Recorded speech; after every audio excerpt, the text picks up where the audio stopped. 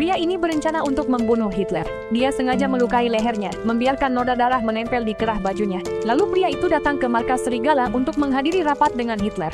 Sebelum rapat dimulai, pria itu beralasan kerah bajunya ternodai darah, meminta penjaga membawanya ke ruang ganti. Setelah masuk ke ruangan, asistennya mengeluarkan bom waktu. Mereka berdua menyiapkan berbagai alat dan berencana mengaktifkan bom di sana. Tapi tiba-tiba seorang penjaga mengetuk pintu. Dia memberitahu bahwa Hitler telah datang. Asisten itu dengan refleks memasukkan bom ke dalam tasnya sendiri. Lalu dia keluar ruangan lebih dulu untuk menahan si penjaga. Melihat bom yang tersisa, pria itu tak punya pilihan. Dia harus mengaktifkan bomnya sendiri dan memasukkannya ke dalam tas. Dengan dikawal penjaga, pria itu pergi ke ruang rapat. Dia memberitahu penjaga bahwa salah satu telinganya tuli akibat perang. Jadi dia ditempatkan duduk di dekat Hitler. Pria itu dan Hitler sempat saling bertatapan. Lalu dia meletakkan tas kerjanya di lantai. Sekarang bom itu hanya berjarak 2 meter dari Hitler. Jika semuanya berjalan sesuai rencana, Hitler akan dikirim ke neraka. Kemudian rekannya menelepon markas serigala. Pria itu pun berpura-pura menerima telepon dan keluar dari ruang rapat. Tapi sebuah insiden terjadi. Hitler tidak puas dengan laporan perang. Dia dengan malah menggebrak meja. Tas kerja itu terjatuh.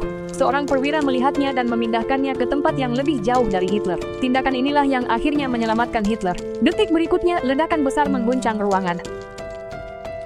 Hitler beruntung, ia hanya mengalami luka ringan. Pria itu tidak mengetahui kebenarannya. Dia segera masuk mobil dan pergi dengan panik, mengira rencananya berhasil. Ia berencana menggulingkan pemerintahan Hitler. Dia naik pesawat ke Berlin, tapi saat tiba di tujuan, organisasinya tidak berani bertindak karena mereka tidak yakin apakah benar Hitler telah mati. Hal ini membuat pria itu sangat marah. Dia berteriak pada atasannya dan bersikeras bahwa Hitler sudah pergi ke neraka. Lalu mereka memulai kudeta. Mereka memasukkan tanda tangan dan mengeluarkan perintah palsu kepada komandan pasukan paramiliter. Pasukan paramiliter pun segera menguasai stasiun radio dan markas besar SS. Akhirnya mereka mengambil alih pusat kekuasaan. Tak lama kemudian, pasukan itu menerobos masuk ke kediaman Goebbels. Setelah komandannya masuk ruangan, Goebbels dengan tenang memintanya menerima telepon.